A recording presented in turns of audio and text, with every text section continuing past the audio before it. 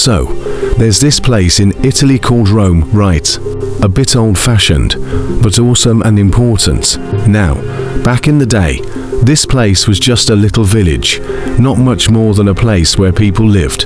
But then some amazing ideas started coming from this village. A couple of brothers, you know, like Romulus and Remus, were born there. Their story is kind of complicated, though. A king kind of wanted them dead, because they might become a problem one day. But, whatever, the universe turned things around, and just like that, the river caught them, and they found a she-wolf to look after them when they were little. When they turned into teenagers, they decided to build a city there. In the beginning, they weren't rich or important, so they built a small village. When the city grew, they had a problem. Who should be the ruler? They shot each other, and Remus got killed. So they named the city after him, which is Rome. The first times the Romans were important was when they really helped each other. They made protective walls and started to do more stuff to expand the area. Not because of war, but by making partners with other groups. They got all the way bigger. They're really good at war. And they got people who were always on their side. Eventually, all over the place in this big empire they had, the people wanted to do some more stuff. They wanted to control more areas. They got really good at ruling, making the rich people and the important people have more power.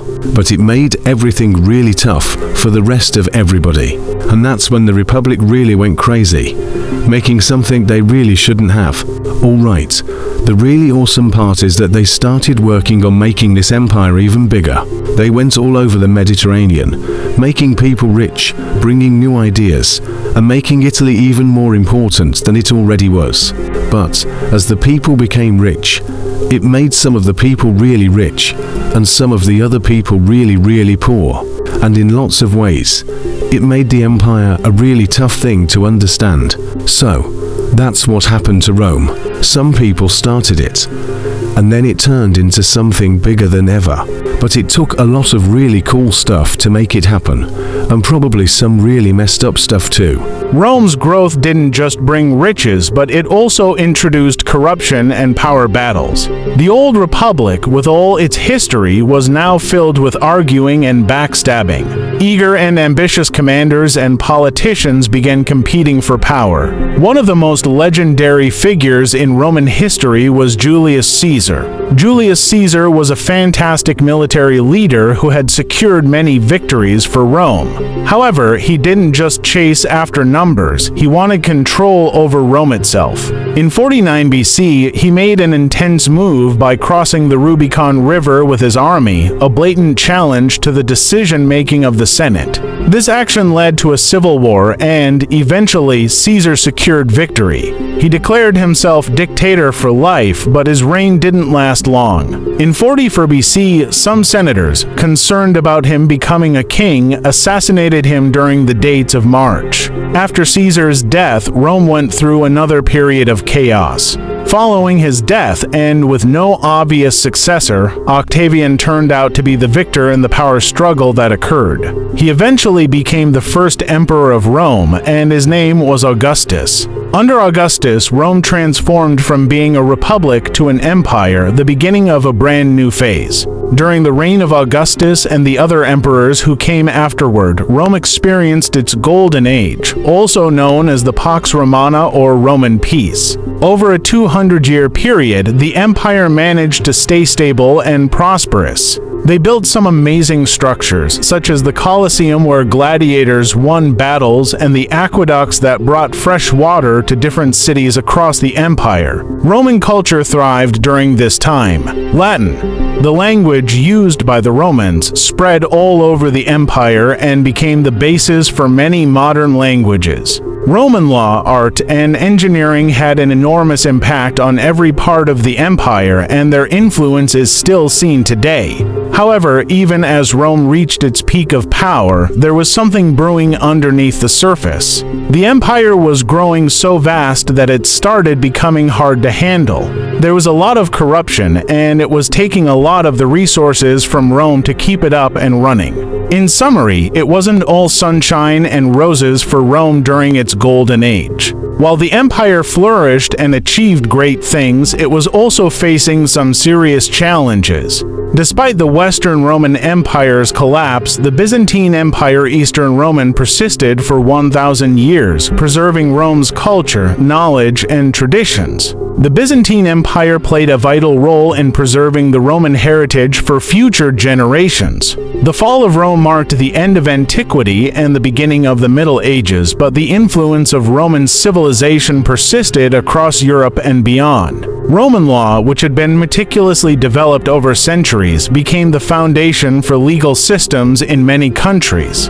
Concepts such as the presumption of innocence and the right to a fair trial are rooted in Roman jurisprudence. Moreover, the Latin language, which had spread across the empire, did not disappear with Rome's fall. It evolved into the Romance languages Italian, French, Spanish, Portuguese, and Romanian spoken by millions of people today. Latin also remained the language of scholarship, religion, and administration in Europe for centuries, influencing the development of the modern Western world. Roman architecture, with its grand structures like the Colosseum, aqueducts, and triumphal arches, set the standard for building design in the West. The use of concrete, the development of the arch, and the construction of roads that span the empire are just a few examples of Rome's engineering prowess. These innovations were not lost, they were studied, admired, and emulated during the Renaissance and beyond, shaping the architecture of cities around the world. The governance structures of Rome also left a lasting impact.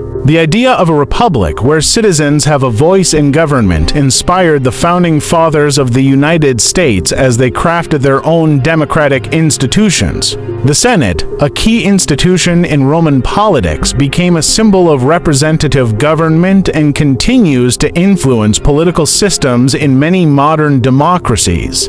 Culturally, Rome's influence is equally profound. Roman literature, philosophy, and art have inspired countless works throughout history.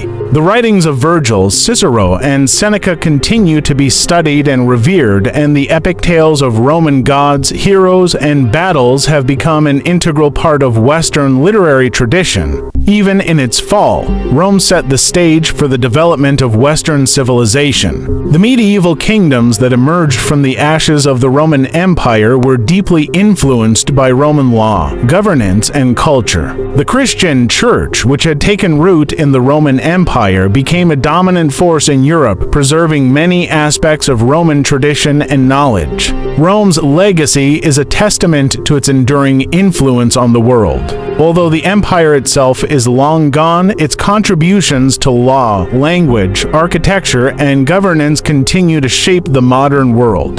The story of Rome is not just a tale of rise and fall. It is a story of resilience, adaptation, and the lasting impact of a civilization that, in many ways, still lives on today. As Rome expanded, it became increasingly difficult to manage its vast territories. The empire was now stretched across 3 continents, from the deserts of North Africa to the forests of northern Europe, and from the Atlantic shores to the banks of the Euphrates River.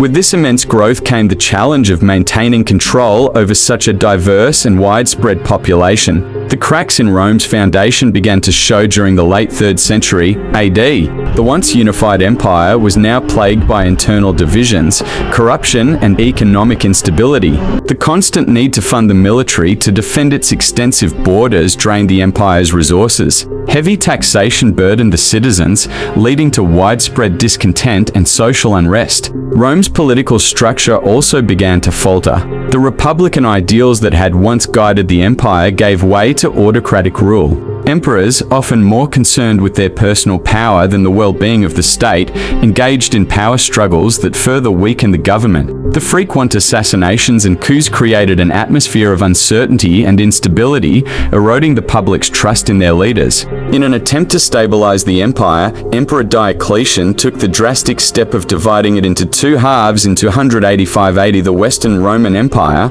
with its capital in Rome, and the Eastern Roman Empire, with its capital in Constantinople. While this division was intended to make the empire more manageable, it also laid the groundwork for its eventual downfall. The two halves began to develop separately, with the wealthier and more stable Eastern Empire outshining its Western counterpart. The Western Empire, in particular, was increasingly vulnerable to external threats. The Roman legions, once the pride of the empire, were now composed of poorly trained and underpaid soldiers. These forces struggled to repel the constant invasions by various barbarian tribes, such as the Visigoths, Vandals, and Huns, who were pushing into Roman territories from the north and east. The situation reached a tipping point in 410 AD when the Visigoths, led by their king Alaric, successfully sacked Rome. This event sent shockwaves throughout the empire, marking the first time in nearly 800 years that Rome had fallen to a foreign enemy.